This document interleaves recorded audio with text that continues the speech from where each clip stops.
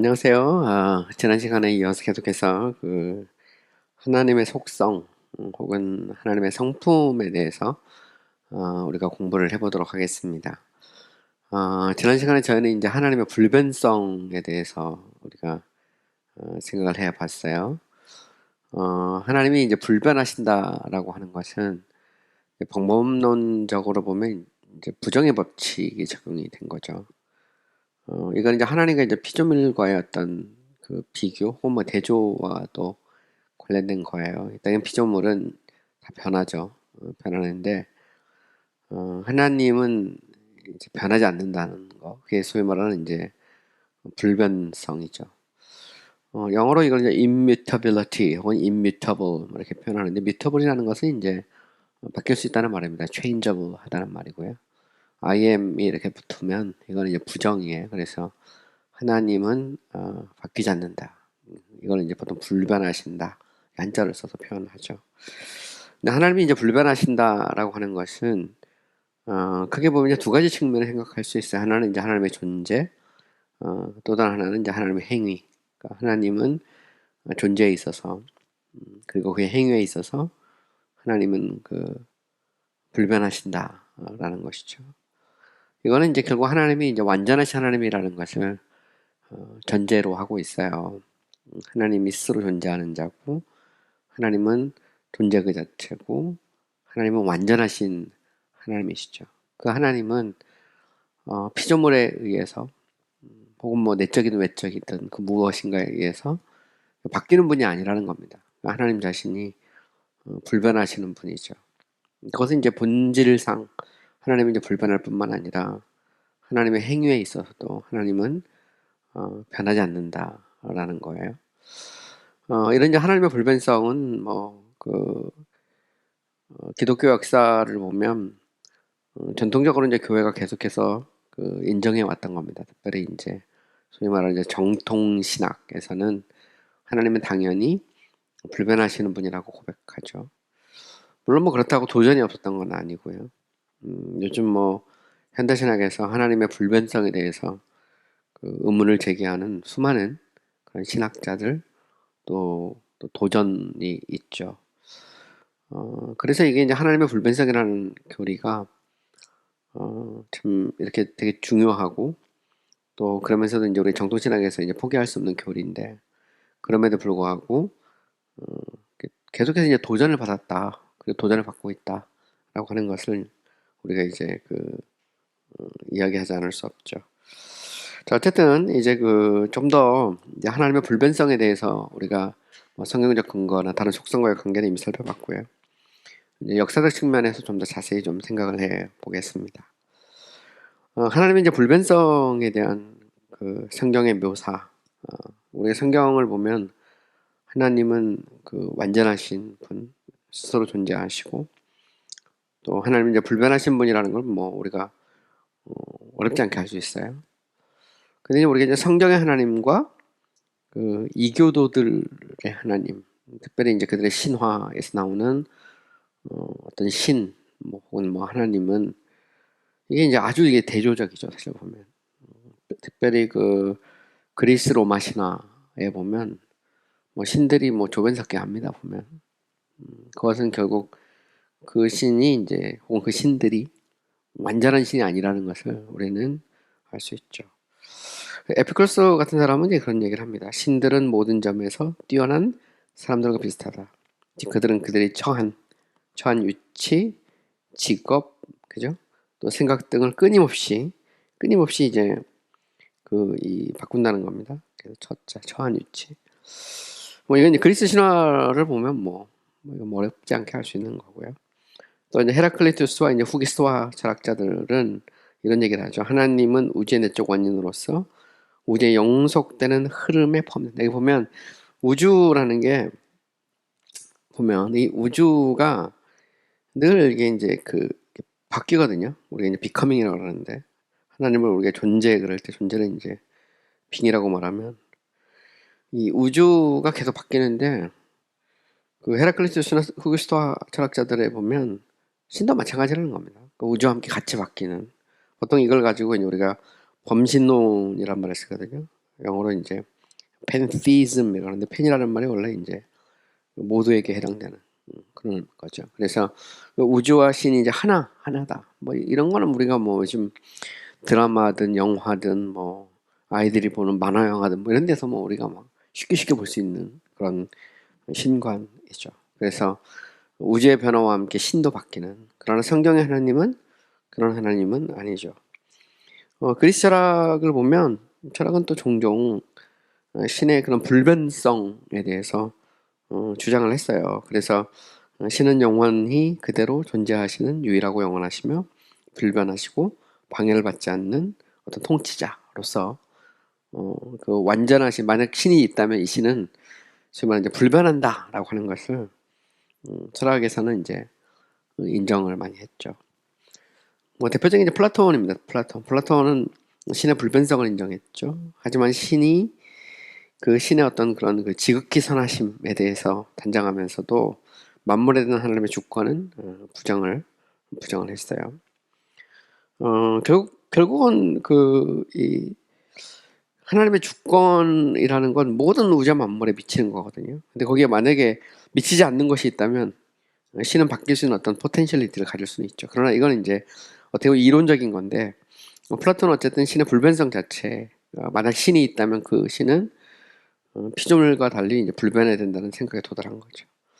아리스토텔레스 같은 경우는 소위 이제 부동의 동자라는 아주 유명한 이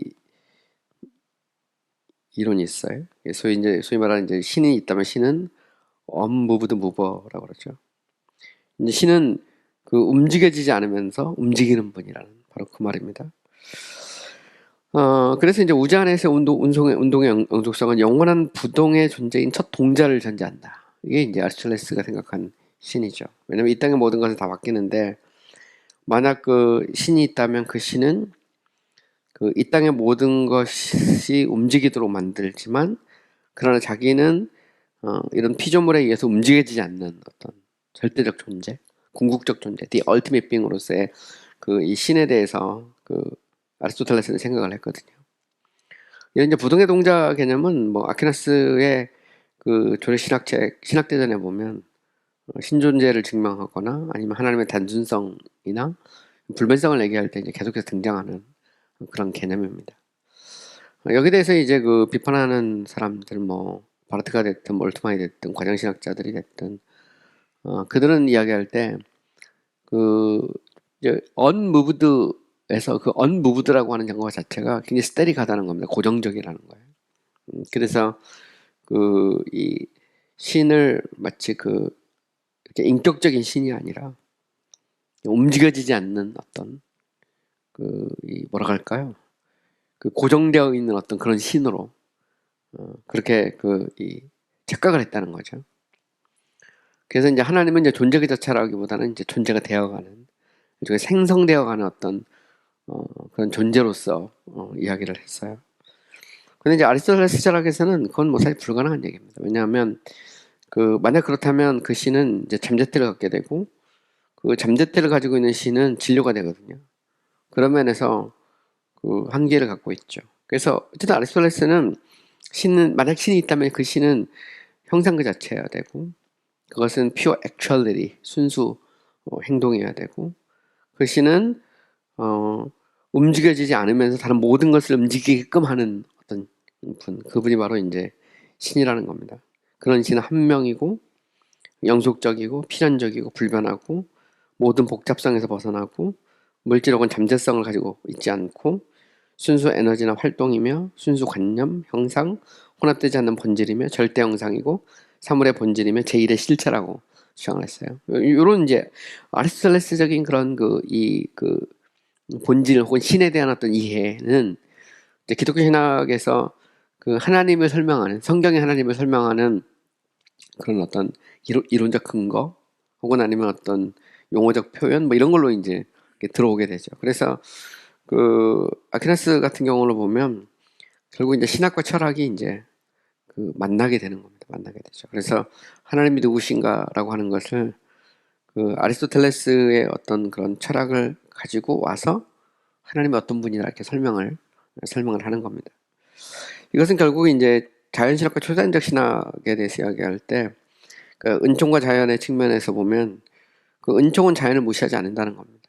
계시의 측면에 보면 특별 계시는 일반 계시를 무시하지 않는다는 거거든요. 그런 면에서 얼마든지 철학자들도 인간의 이성을 통해서 신이 어떤 분인지 더듬어서 알 수 있다는 거죠. 칼빈은 이제 그래서 하나님을 아는 지식을 얘기할 때 창조주 하나님을 아는 지식과 구속자 하나님을 아는 지식을 구분했어요. 그래서 인간은 비록 거듭나지 않아도 성령의 역사가 없어도 창조주 하나님에 대해서 더듬어 알 수 있다는 겁니다. 그것에 대한 어떤 절정, 그 끝을 아리스토텔레스로 본 거죠. 그래서 아리스토텔레스의 철학이 사실 이 서구의 그런 신학 혹은 서구의 정신 세계를 지배하게 되는 어떤 그런 문 같은 것도 여기에서 열린다고 볼 수도 있고요. 이거는 결국 철학을 가지고 이제 신학을 왜곡하는 그런 측면이라기보다는 철학을 갖고 신학을 설명하려는 그런 시도라고 볼 수 있죠. 그래서 일종의 이 뱁타이즈드 아리스토텔레스 뭐 이런 식으로 표현할 수도 있어요. 그래서 성경이 인정하는 한 받아들이고 성경이 거부하면 안 받아들이는 뭐 그런 측면에서 우리가 이제 아리스토텔레스 철학을 생각해 볼 수 있고요. 어쨌든 아리스토텔레스는 만약 신이 있다면 그 신은 언무브리무버거든요. 그리고 이 신은 내적으로든 외적으로든 바뀌면 안 되거든. 바뀐다는 것 자체가 일종의 포텐셜리티이기 때문에 그 하나님의 단순성하고도 위배가 되고요. 하나님은 영이시다라고 하는 것과도 서로 충돌하는 그런 개념이죠. 근데 어쨌든 성경에 말하는 하나님은 완전하신 하나님입니다. 부족함이 없고 변하지 않는 하나님이시죠. 그분의 본질, 그분의 성품, 그분의 행위, 그 모든 것에서 하나님은 바뀌지 않죠. 만약 바뀌면 그 자체가 이제 하나님이 그 잠재성을 갖게 되는 거죠. 한계를 갖게 되는 겁니다. 필로 같은 경우는 그렇게 주장했어요. 하나님은 불변하시며 그와 일치하시고 여러 모양이 하나이시며 확고하고 고정되어 있으며 변화되지 않는. 이건 이제 불변하는 분이다. 이것은 완전하신 하나님이죠. 필로는 원래 유대인인데 플라톤의 철학을 받아서 이 성경을 설명하고 해석하려고 했던 그런 인물이에요. 어쨌든 보면 플라톤이나 아리스토텔레스나 필로나 이런 사람들은 꼭 성경의 계시가 아니더라도 인간의 이성으로 신이 있다면 그 신은 불변해야 된다 이렇게 생각했던 그런 대표적인 인물들이죠. 그리고 이제 이런 신의 불변성은 기독교 신학에서 보면 혹은 기독교 역사에서 보면 교부와 중세와 종교개혁 그리고 후기 종교개혁 개신교 신학에 이르기까지 이게 이제 정통적인 어떤 교리로 남아 있어요. 그리고 요즘 뭐 복음주의 신학도 마찬가지고 보통 우리가 그래서 오르소독스 신학이라고 할 때 이 오르소독스라는 것 자체가 이제 정통주의거든요. 정통주의 신학은 하나님의 완전성과 불변성을 주장하죠. 그래서 보통 이제 복음주의 신학이라고 말할 때는 이걸 포함합니다. 물론 요즘에 복음주의 신학이라는 것이 꼭 이렇게 정통적으로 교회가 인정했던 교리를 다 받아들이는 건 아닙니다. 뭐 요즘 복음주의 안에도 하도 별의별 이론들이 다 있어서 어떤 사람은 뭐 과장신학적 신관도 복음주의적 신관이라고 주장하는 사람도 있으니까 그건 뭐 말도 안 되는 얘기인데 저는 이제 여기서 복음주의라는 걸 좀 협소한 의미로 보면 결국 하나님의 어떤 그런 절대적인 불변성 이걸 인정하는 것을 이제 복음주의라는 표현을 쓴 거고요. 물론 뭐 현대 복음주의 안에도 여기서 반대하는 그런 소위 이제 복음주의 계통에 속해 있는 신학자들도 많다. 그건 우리가 뭐 알 필요가 있어요. 저는 보면 교부 중에서 이제 이레니우스 같은 경우 이제 이런 얘기를 하죠. 이 점에서 하나님과 인간은 다르다. 즉 하나님은 지으시고 인간은 지음을 받는다. 지으시는 분은 진정으로 언제나 동일하시지만 지음을 받는 자에게는 시작과 중간과 더함이 있다. 여기 보면 이제 언제나 동일하다는 그런 표현 나오잖아요. 언제나 동일하다는 것은 결국 신은 변하지 않는다는 그런 의미죠. 그래서 과거나 현재나 미래나 만약 신이 그의 존재와 행위에 있어서 막 바뀌어버리면 그거는 이제 피조물과 다르지 않죠. 그러나 하나님은 불변하신 하나님이다 라는 말입니다. 어거스틴은 뭐 보통 이제 아구스티누스라고도 보통 로마식으로 표현할 수도 있고요. 어거스틴은 영어식으로 이제 이렇게 보통 표현하는 이름인데, 어거스틴은 이런 얘기를 하죠. 하나님의 자존성과 하나님의 불변성은 연관되어 있다. 하나님이 스스로 존재한다는 것은 하나님이 변하지 않으신다는 것이다. 그의 존재는 영원히 머물러 있고 변화될 수 없으며 어떤 부분도 부패될 수 없다. 이게 좀 굉장히 중요한 그런 말입니다. 그러니까 결국 하나님의 불변성과 하나님의 자존성, 어세이어티라는 하나님의 그 이 자존성은 불변성과 서로 이제 연관이 되어 있어요. 하나님이 스스로 존재한다는 것은 존재하기 위해서 다른 존재를 필요로 하지 않는다는 말이죠. 그 말은 하나님이 완전하신 하나님이란 말이거든요. 그분이 만약에 막 바뀐다면 뭐에 의해서 바뀌는 거냐? 뭔가에 의해서 영향을 받아 바뀌는 건데, 그럼 그 하나님은 자존하는 분일 수 없거든요. 스스로 존재한다는 소위 하나님의 자존성과 불변성은 때려 뗄 수 없는 이제 연관을 가지고 있다라는 것을 우리는 이제 생각하지 않을 수 없는 것이죠. 쯔빙글리 종교개혁자였던 스위스 종교개혁자였던 쯔빙글리는 이런 얘기를 합니다. 하나님의 불변성과 하나님의 선하심과 진리와 단순성의 교리, 이것은 서로 연관되어 있다는 거죠. 하나님은 선하고 참되시며 분명하시고 완전하시고 단순하시고 변함이 없으시다. 이렇게 이제 쯔빙글리는 말합니다. 이것은 서로 이렇게 연관되어 있어요. 이 말은 뭐 쯔빙글리만 이렇게 말했던 건 아니고, 그 예를 드는 건 예를 들어 설명하는 건데, 하나님의 불변성은 기독교가 적어도 정통주의에 속해 있는 기독교는 하나님의 불변성을 인정하고 가르치고 믿어온 것이죠. 칼빈은 또 이런 얘기를 합니다. 우리는 변함없는 것을 오직 하나님에게서 찾아야 하고 다른 곳에서 찾아서는 안 된다. 하나님은 어떤 변화에도 종속되어 있지 않으신데 그는 모든 피조물보다 높으시기 때문이다. 여호와라는 이름 그 자체가 하나님의 불변성을 나타낸다. 이 말은 여호와라는 말이 스스로 있는 자, 있음, I am 이란 말 있잖아요. 그래서 I am이란 말인데 이게 이제 자존자거든요. 하나님의 자존성과 하나님의 불변성은 서로 연관되어 있다라는 것이죠. 그렇죠? 그리고 이것은 결국 이제 창조주와 피조물의 차이이기도 해요. 피조물은 바뀌죠. 그리고 바뀔 가능성을 갖고 있지만 그 피조물을 지으신 창조주는 불변하시는 분이다라는 것을 말하고 있는 거죠. 자, 에드워드 레이, 영국의 그 청교도 시대 그 신학자입니다. 에드워드 레이의 이제 The Body of Divinity라는 조신학 책에 보면 에드워드 레이는 이런 얘기를 해요. 만약 하나님이 변하셔야 한다면 그는 더 나으신 분으로 변하셔야 하는데 그것은 그가 전에 최선이시며 완전하신 분이 아니셨다는 것을 의미한다. 이게 되게 재밌는 표현입니다. 자, 하나님이 만약에 그죠? 이제 부정의 법칙입니다. 만약에 하나님이 뮤터블하다. 그러면 결국은 좀 더 나은 것, 그죠? better. 그죠? 좀 더 나은 것으로 이렇게 바뀌어야 되잖아요. 좀 더 낫다는 말은 지금이 최선이 아니고 완전한 것도 아니라는 겁니다. 그죠? 혹은 아니면 더 월스한 쪽, 더 안 좋은 쪽으로 바뀌어야 된다면은 그것은 뭐냐면 역시 이것도 이제 지금이 최선이 아니라 변화돼야 된다는 것을 의미하죠. 또 만약에 하나님이 자기보다 더 강한 분, 더 스트롱거, 더 강한 분으로 바뀌어야 된다면 지금 더 강하지 않다는 거죠. 그죠? 그러니까 여기 보면 아니면 또 더 못한 것으로 바뀌어야 된다 그러면 하나님의 존재 자체가 이제 문제가 되는 거고. 그래서 결국 이제 그런 얘기를 하죠.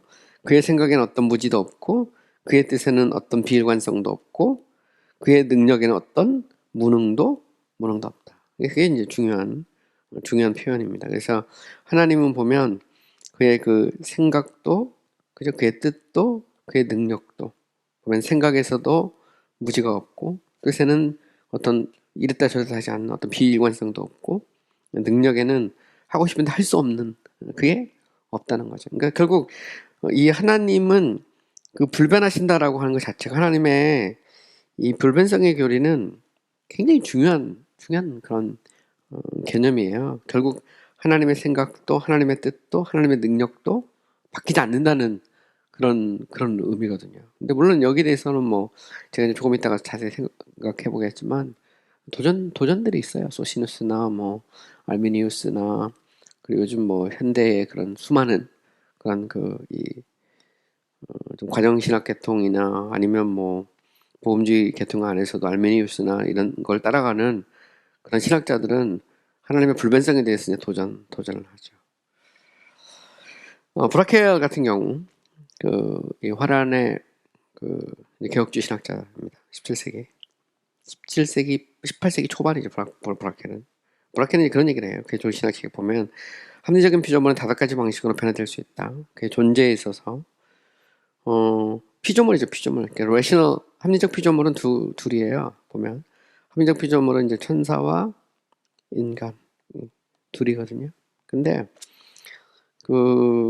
천사와 인간은 영원부터 존재하는 게 아니잖아요. 그죠? 하나님이 피조한 겁니다. 그래서 존재에 있어서 있다가 없을 수도 있고 없다가 있을 수도 있죠. 또 장소에도 보면 합리적 피조물인 뭐 천사든 인간이든 장소를 옮기잖아요. 저도 지금 뭐 위에 있다가 밑으로 내려왔고 또 점심시간에는 밥 먹으러 가고 다시 오잖아요. 우리는 편지하지 않습니다. 그러나 하나님은 편지하죠. 무소부지한 것을 우리는 인정하거든요. 근데 천사도 마찬가지. 천사가 무소부지하지는 않습니다. 천사는 장소를 옮겨 다니죠. 또 부차적인 것, 엑시던츠에서 보면 이제 보통 우리가 양과 질의 측면에서 얘기할 수도 있거든요. 그러니까 양이나 질의 측면에서 보면 늘어날 수도 있고 뭐 질이 좋아질 수도 있고 안 좋아질 수도 있죠. 그죠? 사람은 몸무게가 늘 수도 있고 줄어들 수도 있고 사람의 어떤 캐릭터도 마찬가지입니다. 늘 고정되어 있는 건 아니죠. 그 사람의 어떤 인격이나 그것도 뭐 좀 좋아질 수도 있고 좀 나빠질 수도 있고요. 그죠? 어떤 관계 같은 것도 마찬가지고 보면 우리는 계속해서 바뀝니다. 보면 우리 삶 속에서 양과 질에 있어서 바뀔 수 있죠. 지식에 대해서 지식도 완벽하지 않아요. 지식이 늘어나기도 하고 뭐 때로는 잊어버리기도 하고 망각하기도 하죠. 또 보면 전에는 이게 거짓이라고 생각했는데 나중에 보니까 이게 참이고, 그죠? 전에는 참이라고 생각했는데 나중에 보니까 거짓이고 이런 거 많잖아요. 가령 뭐 우리가 이제 모함 같은 거 있죠. 모함. 그 사람이 뭐 얼마든지 누군가를 모함할 수 있고 그리고 그것을 이제 잘못 생각할 수 있거든요. 아첨하고 이런 사람들의 말을 듣고 어떤 다른 사람들에 대해서 잘못된 판단을 할 수 있어요. 나중에 보니까 그죠? 세월이 지나고 나서 보니까 이게 내가 지금 속은 거구나 하는 것을 알 수 있죠. 결국 보면 사람의 판단도 완전하지 않다는 거죠. 사람의 판단도 바뀌죠. 근데 만약 하나님이 존재와 장소와 혹은 아니면 어떤 양과 질과 지식에 있어서 만약 바뀌면 이제 그게 문제죠. 그럼 우리가 과연 믿을 수 있나? 없다고 있거나 아니면 어디는 있고 어디는 없거나 그죠? 혹은 아니면 뭐 하나님이 양과 질에 있어서 자꾸 바뀌어 몸무게가 늘기도 하고 주기도 하고 하나님이 좋아졌다가 나빠졌다 그러면 과연 우리가 그분을 신으로 믿을 수 있나? 지식도 마찬가지죠. 하나님이 착각해가지고 이것을 참이라고 생각했는데 나중에 보니까 거짓이라고 생각했는데 참이거나 이러면 하나님이 아니죠. 사람은 얼마든지 그럴 수 있어요. 한계를 갖고 있으니까. 의지의 목적에서도 그렇죠. 그죠? 저는 안 하기로 했는데 상황이 되니까 할 수도 있고, 그죠? 또 하지 않기로 했는데 또 하기도 하고, 또 한다고 했는데 상황이 여의치 않아서 하지 못하기도 하고. 잘 생각해 보시면 사람은 존재와 장소와 혹은 양과 질을 뭐 부차적인 것이라고 이렇게 표현할 수 있어요. 혹은 지식, 의지 이 모든 것에서 사람은 다 가변성이 있어요. 불가능하지 않습니다. 근데 만약 하나님이 이러면 어떨까요? 없다가 있고 장소도 무소부지하지 않고 그죠? 하나님이 양과 질에 있어서도 커졌다 작았다 막 좋아졌다 나빠졌다 그러고 지식에 대해서 아는 것도 있고 모르는 것도 있고 또 의지에 있어서도 하고 싶은데 하지도 못하고 그죠? 근데 성경이 말하는 하나님은 이런 하나님이냐? 그러니까 성경의 하나님은 이런 하나님이 아니라는 거죠. 만약 그렇다고 믿으면 우리가 이제 좀 심각하게 고민을 해야 되죠. 근데 기독교 역사에서 하나님의 존재, 장소, 양, 질, 지식, 의지 여기에 대해서 문제를 제기하는 신학자들이 많아요. 현대 신학자들도 그렇고 하나님의 피조성이라든가 뭐 거기까지 안 가도 하나님의 어떤 무소부재나 양과 질이나 지식이나 의지에 있어서 어떤 변화 이런 것들을 생각한 사람들이 얼마든지 있죠. 헬번 바빙크는 이런 얘기를 합니다. 하나님의 불변성의 교리는 종교에 있어서 최고로 중요하다. 존재와 생성의 대조는 창조주와 피조물의 차이를 드러낸다. 이게 되게 중요한 건데 하나님의 불변성이라고 하는 이 교리가 정말 중요하다는 거죠. 만약 하나님이 뮤터블하다 딱 해버리잖아요. 하나님이 임뮤터블이 아니고 하나님이 체인저블 바뀐다. 하나님의 어떤 이 불변하지 않고 하나님이 가변적이다. 딱 하는 순간 이게 이제 정말 많은 걸 고민하게 되죠. 결국 이제 존재와 생성이라는 겁니다. 하나님은 빙이 아니고 완전하신 생성이라는 거죠. 비커밍 되어가는 존재. 근데 사실 보면 이 땅의 피조물은 생성이거든요. 바뀐단 말이죠. 그러나 하나님의 존재 그 자체죠. 보면 모든 피조물은 계속해서 생성된다. 그것은 가변적이고 지속적으로 투쟁하고 안식과 만족을 찾아가고 하나님 안에서 오직 하나님 안에서 이 안식을 찾는데 오직 하나님만이 순수한 존재이시며 생성이 아니시기 때문이다. Pure existence. 물론 사람도 존재를 갖고 있죠. 그러나 사람의 존재는 한계가 있고 가변적이거든요. 그 성격상. 하나님이 만약에 피조물처럼 이렇게 가변적이라면 그러면 하나님은 인간신, 그리스 로마 신화에서 나오는 그런 인간신 정도에 불과하죠. 근데 성경을 보면 하나님은 그렇지 않다는 겁니다. 그래서 종종 이제 반석 이미 얘기했던 것처럼 하나님은 반석이시다, 하나님은 빛이시다 이렇게 하나님의 불변성을 하나님의 반석이라는 것, 그죠? 그 다음에 빛이시라는 데서부터 우리는 하나님이 어떤 분인지를 알 수 있죠.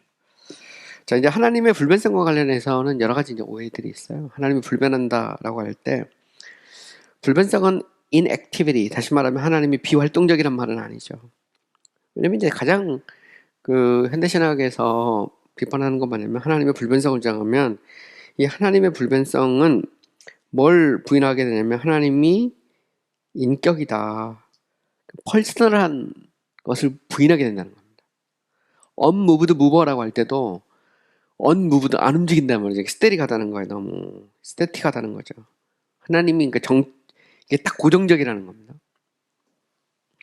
근데 오히려 우리는 하나님은 인격적인 하나님이다. 피조물과 관계 속에서 때로는 하고 싶어도 하지 않기도 하고 때로는 생각을 바꾸기도 하고 때로는 하나님이 좀 이렇게 할 수 없는 일도 있고 이게 이제 소위 말하는 현대신학에서 주로 많이 말하는 이제 정통주의 신학을 이제 비판하는 쪽에서 많이 말하는 인격성이란 말이거든요. 이거 같이 쓰는 개념이 릴레이션이라는 말이에요. 관계성. 삼일체 같은 경우는 관계적 삼위일체. 혹은 아니면 인격성 할 때 많이 쓰는 정말 현대신학에서 제가 미국에서 공부할 때 2년만 동안 현대신학만 공부했는데 저 가르쳤던 교수가 맨날 쓸 말이 퍼스널 릴레이션 이 두 가지 이거 가지고 2년 반 동안 들었어요. 근데 그 사람은 한결같이 인격성 관계성에서 하나님의 완전성을 전제하지 않아요. 하나님 포기한다는 거예요. 자기를 꺾고 포기하고 내려놓고 바뀌고 이제 2년 반 동안 제가 들었는데 나중에 이거 진짜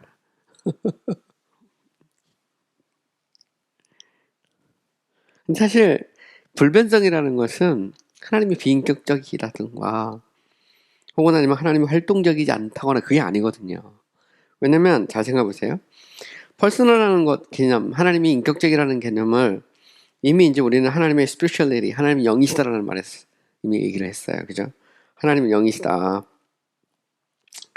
그러니까 하나님이 이제 spiritual, 하나님이 영이란 말은 하나님이 인격적이란 말이거든요. 그죠? 하나님이 영이라는 말은 하나님의 어떤 제약, 부족함 이걸 나타내는 건 아니거든요.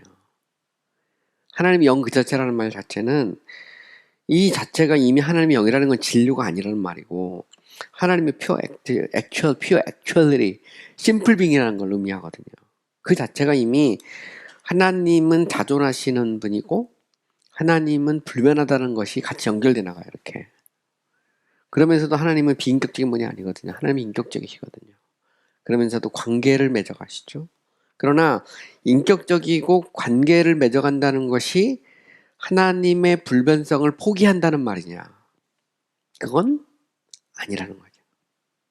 하나님이 영적이다, 하나님이 영이다, 하나님이 인격적이라는 것이 하나님의 불변성을 포기하는 데까지 나가잖아요.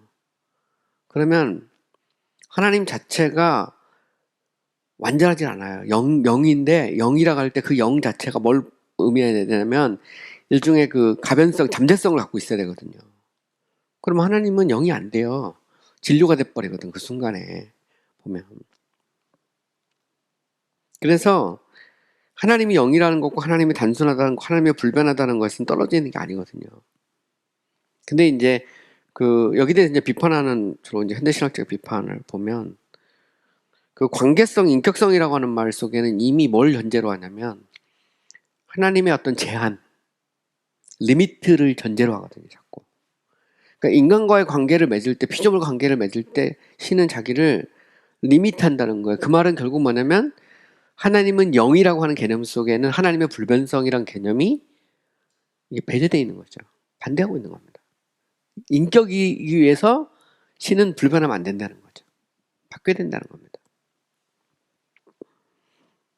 왜냐면 불변성이라는 것 자체가 너무 이렇게 고정이라는 거, unmoved. 근데 그 unmoved라는 것은 하나님이 포텐셜리티가 아니라는 말이지 하나님이 비활동적이란 말은 아니거든요. 하나님 움직이시고 활동하시는 분이죠. 인격이시고. 왜? 인격이신 거 하나님이 인간을 자기 영으로 만든 거잖아요. 영적 존재로. 형상 그대로. 피조물을 만든 거거든요. 그래서 우리가 인격적 존재가 된 거고. 우리는 하나님의 형상을 갖고 있죠. 일종의 그림자거든요. 우리가 하나님의 형상 그 자체는 아니란 말이에요. 만약 그 자체면 본질적 하나님의 형상을 갖고 있으면 우리가 신이 되죠. 근데 놀라운 것은 예수 그리스도는 영원부터 계신 본질상 하나님의 형상 그 자체거든요. 그게 이제 놀라운 선언, 이제 에베소 같은 데서 골로새서도 나오고 골로새서에서 하나님 자체가. 근데 어쨌든 그래서 불변성이라는 것은 하나님이 비인격적이라든가 활동하지 않는다는 말이 아니라는 겁니다. 그렇죠? 그래서 성경의 하나님은 피조물과 다양한 관계를 맺으신다. 그는 불변하시지만 피조물과 함께 하신다. 결국 관계를 맺죠. 하나님의 인격이고 또 인격적인 존재로 피조물을 만들고 이 모든 것과 관계하시지만 그 관계가 곧 하나님의 어떤 이 가변성을 전제하는 것은 아니라는 겁니다. 성경에 나오는 하나님에 대한 신인 동영론적 표현, 그죠? 성경에 보면 이제 신인 동영론적인 표현들이 성경에 많이 나오는데 이런 신인 동영론적 표현도 하나님의 존재와 행위에 있어서 변환된다, 가변적이라는 것을 의미하는 것은 아니라는 것이죠. 오히려 이들은 하나님은 불변하시면서 피조물과 다양한 관계를 유지하실 수 있다는 것을 보여준다. 하나님은 불변하시면서 변화하는 모든 것의 유일한 원인이시기 때문이다. uncaused cause죠. 그러니까 하나님은 원인 그 자체입니다. 그러면서도 그러니까 다른 모든 것의 원인이 되시죠. 그러나 자신이 존재하기 위해서 또 다른 존재를 원인으로 뭐라 할까요? 필요로 하지 않는 분이거든요. 이런 면에서 이제 하나님은 가변성을 갖고 있지 않거든요. 불변하시죠. 그러나 그럼에도 불구하고 하나님은 관계를 맺으시고 인격적인 하나님이다라는 것을 알 수가 있어요. 하지만 이제 바르트든 뭐 과정신학자들 여기 이제 몰트만도 포함시켜줬어요. 이들은 이제 아퀴나스든 혹은 아니면 개신교 정통주의 신학자들이든 이제 부동의 동자 개념을 이렇게 쓰거든요. 여기에 대해서 이제 비판할 때 보면 이 부동의 동자에서 unmoved에 이들은 주로 이제 포커스를 둡니다. 움직여지지 않는다. 이 자체가 이게 이제 너무 정적인 거죠. 움직이지 않는 스테리칸. 그래서 이 자체가 이제 unmoved move라는 개념 자체가 그리 철학의 동거다. 근데 사실은 성경에 하나님을 설명하기 위해서 그 개념을 쓴 건 맞아요. 그런 면에서 이제 아리스토텔레스는 인간의 이성으로 도달할 수 있는 최대치까지 갔다고도 볼 수 있거든요. 그런 업무보다 무보는 포텐셜리티가 없다는 의미에서 말하는 거지. 하나님이 어떤 비인격적인 분이라거나 관계를 맺지 않는다거나 그런 의미는 아니라는 거죠. 그래서 결국은 잠대 때의 행동태로 변화되는 것을 이제 부인하는 거지. 하나님의 어떤 순수 행동, 그죠? pure and simple act로서의 어떤 그 하나님, 뭐 actuality라고 표현할 수 있고요. 이 하나님을 부인하는 건 아니거든요. 이걸 이제 우리가 좀 생각해 보면 알 수 있고, 뭐 바르트 책이나 뭐 아니면 뭐 가정신학자들 하르트 숀이든 뭐 존 카브 이런 사람들 책 읽어보면 그냥 나와요. 계속 그 신론 읽어보면 이 정통주의적 신관 자체가 너무 그 정적인 거고 그리스 철학에서 차용한 거고 그게 성경적인 신관이 아니다. 근데 그러고 나면 그럼 성경적 신관이 뭔데? 물어보면 하나님은 변하는 하나님이라는 거죠. 이게 이제 우리가 좀 생각해 봐야 될 이슈입니다.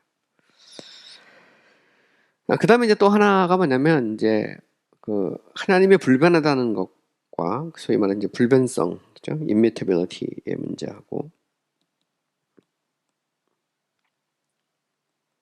immutability하고 여기하고 관련된 게 impassibility가 있어요.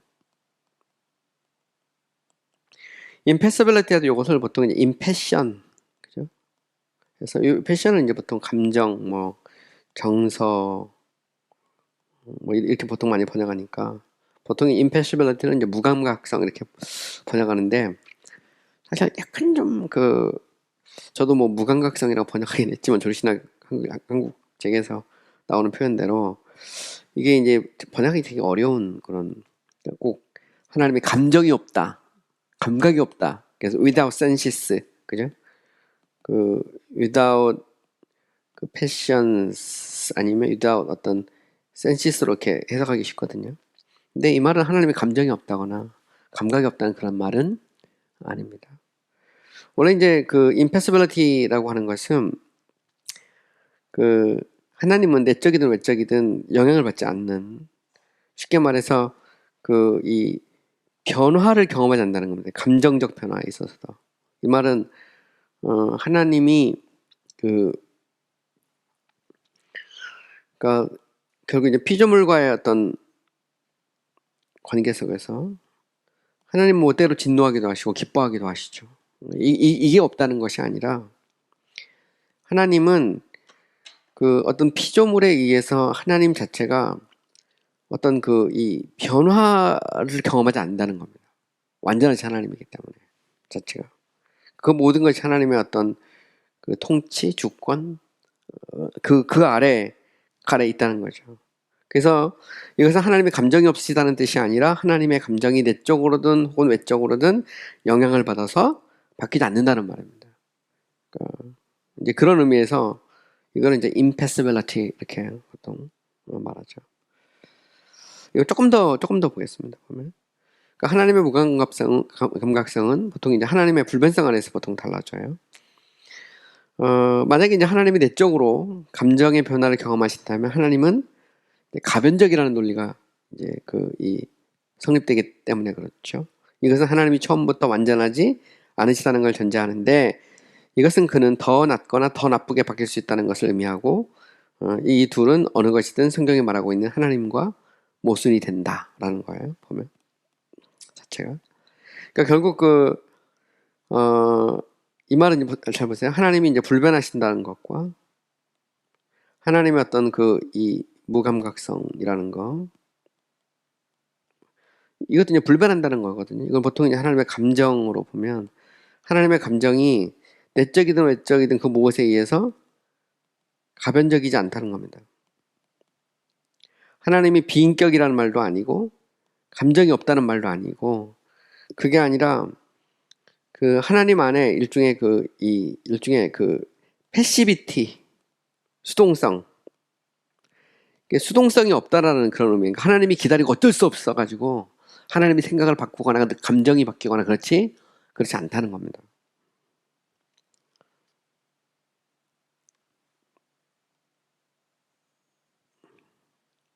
그러니까 결국 이제 하나님의 무감각성의 교리는 하나님의 어떤 관계성이나 사랑이나 오래 참으심이나 긍휼이나 자비 등이 없다는 것을 의미하지 않는다는 거죠. 그러니까 기독교 전통에서 하나님의 감정의 불변성의 교리는 어떤 참여도 관계도 배제한 스토아적인 아파테이아가 아니라 변화나 불안이나 어떤 다른 종류의 부정적 감정이 없으시다는 걸 의미합니다. 그게 되게 중요한 그런 표현입니다. 여기 잘 보시면 그러니까 감정에도 보면 우리가 이제 어떤 이 긍정적인 감정도 있고요. 부정적인 감정도 있어요. 뭐 예를 들어 불안, 변화 이런 거 있죠. 그래서 그 사울이 그 상황에 따라 그게 감정이 바뀌잖아요. 그것처럼 만약에 하나님이 상황에 따라서 하나님의 감정이 바뀌면 어떻게 될까? 그 자체는 하나님이 완전하지 않다는 말이거든요. 그렇지 않다는 겁니다.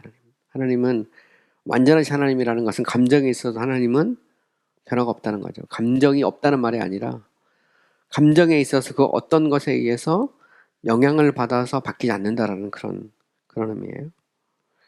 그래서 원래 이제 그 impassibility에서 passio, petibilitas, passivitas 라틴어입니다.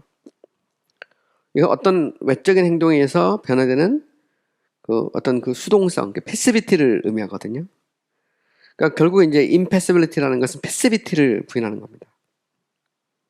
이것은 여기 보시면 이런 표현이 나와요. 유한한 피조물이 신적인 존재를 바꾸거나 새로운 속성을 더할 수 없다는 말이지 하나님의 관계성을 부인하는 것은 아니라는 겁니다. 그래서 아리스토텔레스의 철학에 보면 이제 프레디케이션의 문제가 있어요. 프레디케이션에 있는데 이 프레디케이션에서 보면 퀄리티와 릴레이션의 측면이 있는데 이게 보면 관계는 유지하면서 질의 변화가 없을 수 있는 프레디케이션이 있다는 거거든요. 만약에 이제 그거는 그 신 같은 경우가 이제 그런 경우죠. 그러니까 퀄리티가 보면 잘 보세요. 그러니까 조금 어려운 표현인데 질하고 퀄리티하고 관계에 있어서 신이 있다면 그 신은 관계에 있어서는 얼마든지 이렇게 인격적이니까 있을 수 있는데 그렇다고 질 자체가 바뀌지는 않는다는 겁니다. 퀄리티 자체가. 그러니까 하나님은 그의 이 감정에 있어서 수동적으로 하나님이 그것에 따라서 바뀌지는 않는다는 겁니다. 자체가.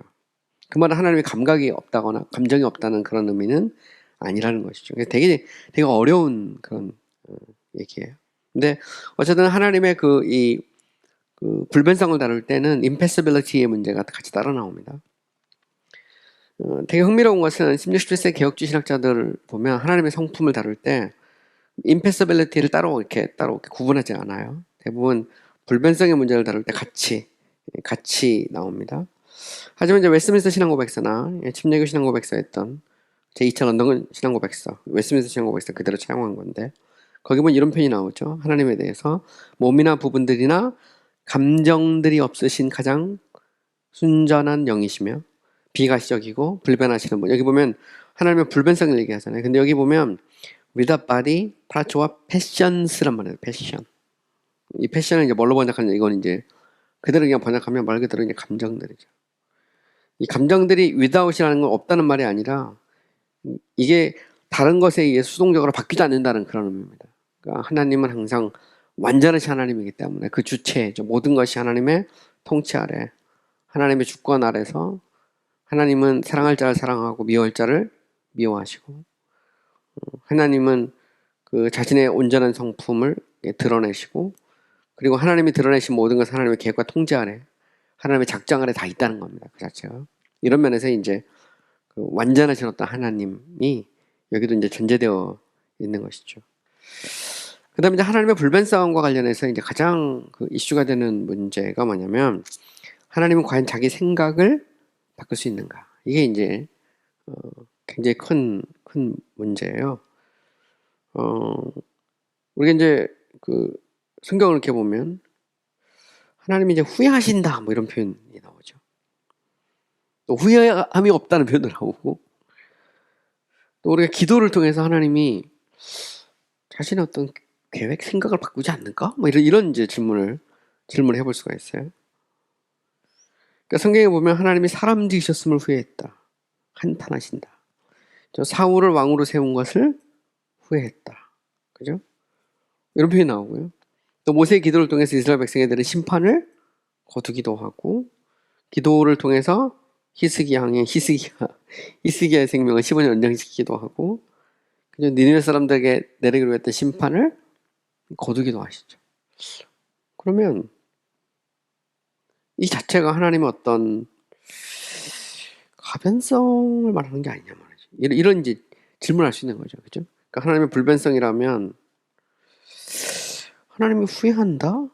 그죠? 기도를 응답하신다? 그죠? 심판을 거두신다?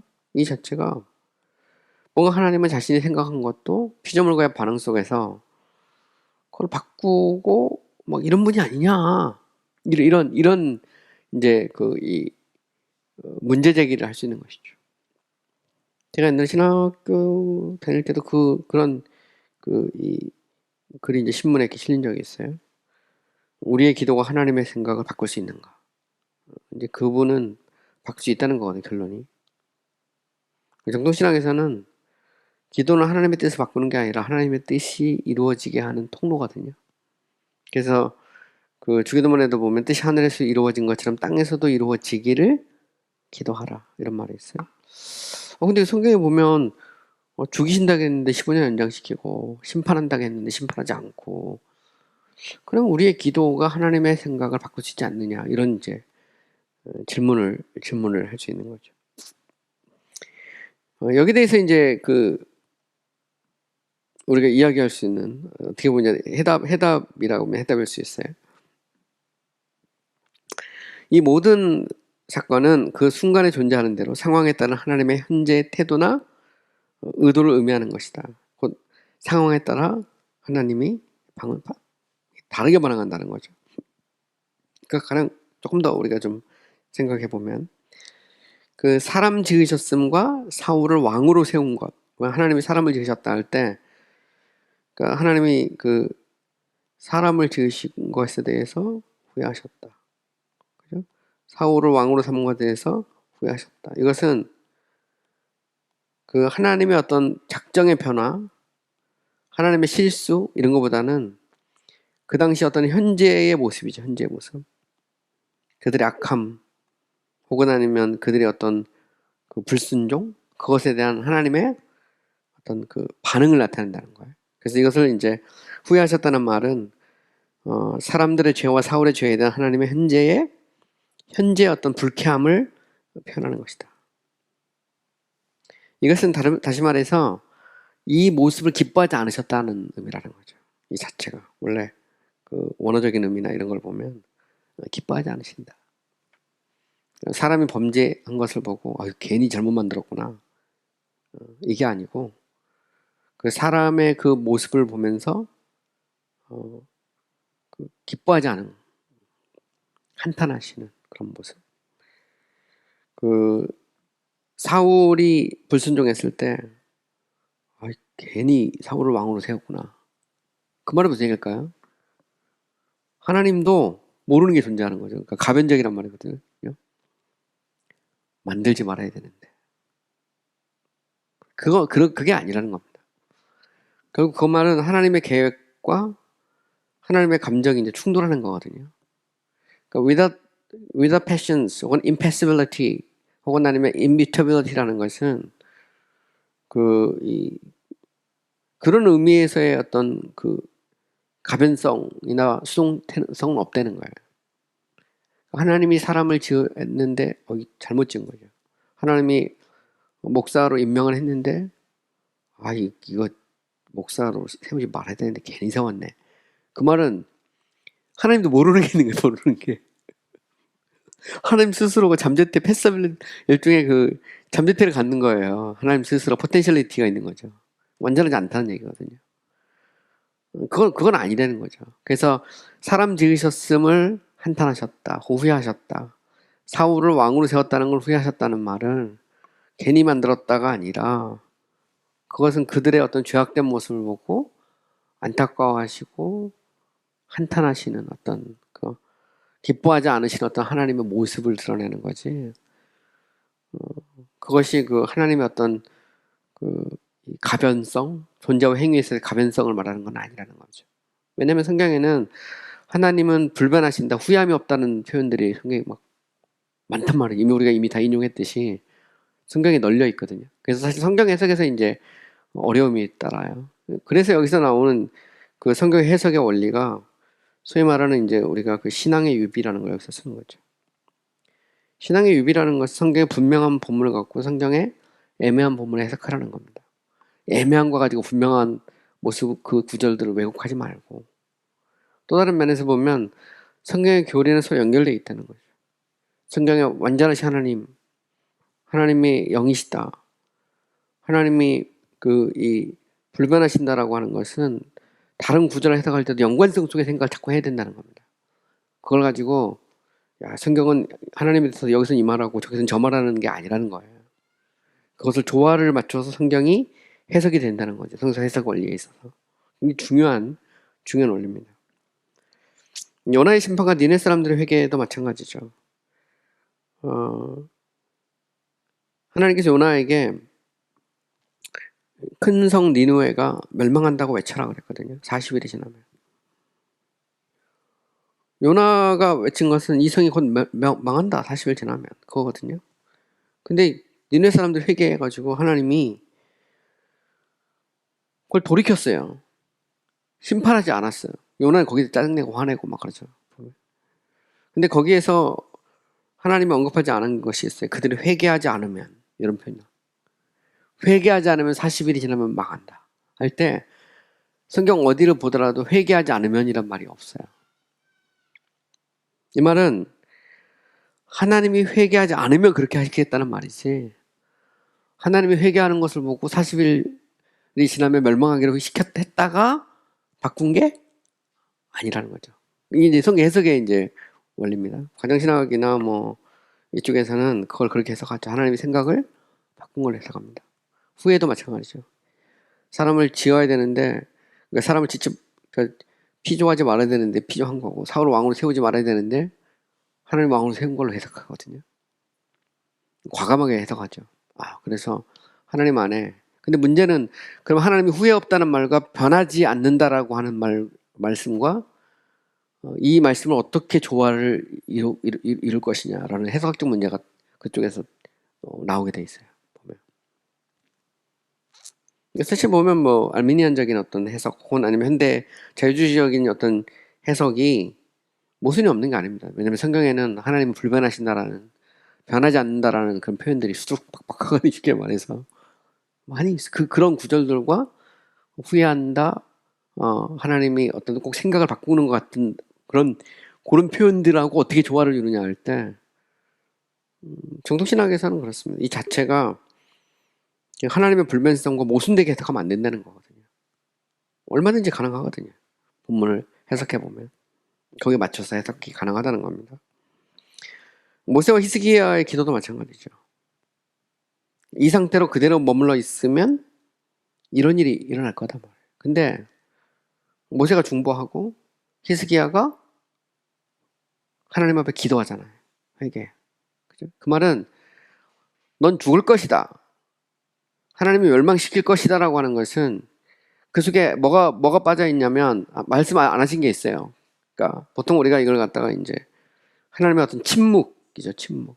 어떤 빈 공간이 그 속에 존재해요. 보면. 그러니까 성서 해석에 있어서도 문자 그대로 해석한다는 것은 그 속에 숨어있는 행간을 무시하면 안 된다는 거예요. 그 속에 행간이 있어요. 하나님이 어떤 분이냐, 그죠? 그러니까 결국 그 하나님이 어떤 분이시냐가라는 그것이 같이 맞물려 있거든요. 이렇게 보면. 그래서 결국 이제 우리가 현대신학의 싸움은 결국 신론의 싸움이라는 게 바로 그거거든요. 완전하신 하나님을 인정하고 성경을 해석하고 또 그것이 성경이 말하는 하나님이라고 믿고, 그러면서 우리가 이제 성경에서 해석이 좀 어려운 부분들을 같이 연결시켜서 해석을 하면 얼마든지 해석이 가능하다는 겁니다. 보면 기도에 대한 것도 마찬가지죠. 보면 히스기야나 모세의 기도가, 만약 모세가 중보하지 않고 히스기야가 기도하지 않았다면 어떻게 됐을까? 그죠? 하나님은 지금 현재 상황에서 거기에 맞는 말씀을 하신 거예요. 그 자체가 하나님의 가변성을 전제하는 것은 아니라는 것이죠. 보면 얘기해서. 근데 이것과 연관해서 성경을 해석하는 것이 굉장히 중요하고, 이렇게 보면 결국 이 모든 건 하나님의 어떤 그 가변성을 의심할 여지 없이 증명하고 있는 본문들이 아니라는 겁니다. 보면 얼마든지 해석이 가능하다는 거예요. 또한 다른 하나님은 이렇게 본성이 완전하신 것들뿐만 아니라 마음의 계획도 변하지 않는다는 성경 구절들이 많아요. 그 중에서 제가 몇 구절만 쭉 보면, 말라기 3장 6절, 나 여호와는 변하지 아니하나니 그러므로 야곱의 자손아 너희가 소멸되지 아니하느니라. 시편 119편 89편, 여호와여 주의 말씀은 영원히 하늘에 굳게 섰사오며. 하나님이 말씀하시면 곧 그건 사건이 되죠. 마태복음 5장 18, 24, 35, 천지는 없어져도 하나님의 말씀은 없어지지 않는다. 이사야 40장 8절, 베드로전서 1장 25절, 하나님의 말씀은 영원하다. 민수기 23장 19절 이하에 보면 발람이 하는 말이죠. 하나님은 사람이 아니시니 거짓말을 하지 아니하시고 인생이 아니시니 뭐가 없다? 후회가 없으시도다. 어찌 그 말씀하신 바를 행하지 아니하시며 하신 말씀을 실행하지 않으시랴. 하나님은 인생이 아니시니 후회가 없다는 겁니다. 사람은 후회하죠. 내가 그때 왜 그랬을까? 그죠? 근데 만약에 하나님이 내가 왜 사람을 만들었을까? 이렇게 이제 해석을 해버리면 하나님 스스로도 미래에 대해서 모르는 거예요. 몰라. 가변성을 하나님이 갖게 되죠. 보면. 그리고 거기에 하나님이 영향을 받아. 그러니까 거기서 말하는 그 후회라는 것은 결국 패시비티를 의미하는 거거든요. 이런 의미에서 이제 불변성은 without passibility에서 impassibility라는 말이 같이 나오는 겁니다. without passivity에서 수동성이 아니란 말이죠. 왜냐하면 하나님은 pure act니까. 이런 의미에서 impassibility를 우리가 이제 이해를 해야 된다는 그런 말이에요. 욥기 23장 13절에도 보면 그런 뜻이 일정하시니 누가 능히 돌이키랴? 그의 마음에 하고자 하시는 것이면 그것을 행하시나니. 누가 그의 뜻을 돌이킬 수 있느냐 말이죠. 잠언 19장 21절, 여호와의 사람의 마음에는 많은 계획이 있어도 오직 여호와의 뜻만이 완전히 산다. 그러니까 사람은 여러 가지 계획이 있어요. 그러나 하나님의 뜻은 반드시 이루어진다. 그죠? 하나님은 어떤 일을 작정하시기 전에 전적으로 자유로우시죠. 어떤 강압도 받지 않으십니다. 그러나 하나님이 어떤 일을 작정하실 후에 하나님의 작정은 불변하죠. 그래서 보통 우리가 이제 디크리라고 그러는데, 디크리를 한번 선언하면 못 바꾸죠. 이건 불변하는 겁니다. 불변하는 거죠. 하나님은 영혼 속에 작정하신 것과 다른 것을 작정하실 수 있으시지만 일단 작정하신 후에는 돌이키지 않으신다. 하나님의 의지의 변화는 그 의지의 대상의 가변성 때문에 일어나는 것이지 하나님의 뜻의 가변성 때문에 일어나는 것은 아니다. 여기 보면 하나님의 의지의 변화가 보이는 것이, 심판하겠다는 심판하지 않죠. 그건 왜냐면 하나님이 바뀐 게 아니고 그 대상이 바뀐 겁니다. 그냥 니느웨 사람도 회개를 한 거죠. 그죠? 그걸 보시고 하나님이 심판을 거두시는 겁니다. 의지의 변화에 맞아요. 근데 그것은 하나님의 그런 이 가변성이 아니고 하나님은 다 안 드러내신 거죠. 그러니까 말 그대로 데우스 압스콘디투스라는 히든 가시거든요. 하나님은 다 드러내지 않습니다. 하나님은 원하시는 만큼, 그죠? 보통 그래서 우리가 이걸 가지고 이제 모형적 신학이라 하잖아요. 우리는 테올로기아 액티파를 하는 거지 테올로기아 아르케티파를 하는 게 아니거든요. 우리의 신학은 신학계 자체, 그러니까 테올로기아 인제가 아니고 우리는 테올로기아 노스트라, 우리 신학, 아우어 테올로지를 하거든요. 우리 신학은 보여주는 만큼, 드러낸 만큼입니다. 하나님은 다 드러내시냐? 그렇지 않다는 거예요. 하나님의 뜻에 대해서도 하나님은 그 상황에 맞는 말씀을 드러내시고 그 속에는 아직 우리가 다 모르는 상황에 따라서 다 모르는 소위 말하는 뭐라 할까요? 이렇게 숨겨진 행간들이 있다는 겁니다. 그 속에 숨겨져 있는 것들이. 그 중에 하나가 회개하지 않으면 이런 표현들은 나오지 않죠. 그런데 회개. 히스기야가 정말 하나님 앞에 살려달라고 기도하지 않으면 죽어요. 근데 히스기야가 기도했거든. 하나님이 히스기야를 살리잖아요. 그러니까 그 속에는 뭐가 있냐면 그 하나님과 히스기야의 어떤 인격적 관계도 존재하죠. 그러나 그것은 하나님의 가변성을 말하는 게 아니라는 겁니다. 그거는 이제 우리가 생각해야 된다는 거죠. 하나님이 세상을 창조하신 것은 하나님 안에 무엇인가 내적으로 변화되셨다는 것을 의미하는 게 아닌가. 이게 이제 되게 재밌는 표현입니다. 보통 우리가 이제 그 개혁주의 신학을 은총의 신학이라고 그래요. 알미니우스 신학을 창조의 신학이라고 합니다. 은총의 신학은 하나님의 어떤 완전성을 전제를, 하나님의 주권, 하나님이 은혜로, 그죠? 우리에게 자비를 베푸시죠. 안 해도 되는데. 그래서 보통 이제 우리가 그 개혁주의 신학을 은총의 신학 이렇게 보통 많이 표현하죠. 뭐 크게 보면 루터란도 여기 포함할 수 있어요. 개신교 신학 자체가 은총의 신학이죠. 창조 신학이라는 것은 제이콥 알미니우스의 신학을 보통 창조의 신학이라고 합니다. 제이콥 알미니우스는 이제 화란에 17세기 중반에 활동했던 레이덴 대학 교수였어요. 그 학자죠. 근데 이제 도로트 총회 때 보면 이제 알미니우스를 따르는 사람들이 그 구원론에 있어 5가지 이제 문제를 제기하거든요. 어쨌든 알미니우스는 하나님의 본질에 속한 속성과 생명에 속한 속성을 구분해요. 그래서 하나님의 불변성은 본질에 속하지만 생명, 하나님이 어떤 활동으로 나가실 때는 하나님이 자기를 제한하신다고 정합니다. 리미트해버려요. 보면 자신의 전지, 전능, 영원, 편재 이쪽에서 하나님이 자기를 리미트하거든요. 자신을 제한합니다. 보시면 하나님이 세상을 만들기로 하신 순간부터 하나님이 그렇게 하시기로 한 거예요. 그래서 본질과 생명을 이렇게 구분해야 알미니우스. 이런 측면에서 보면 알미니우스에 따르면 결국 하나님이 자기를 리미트합니다.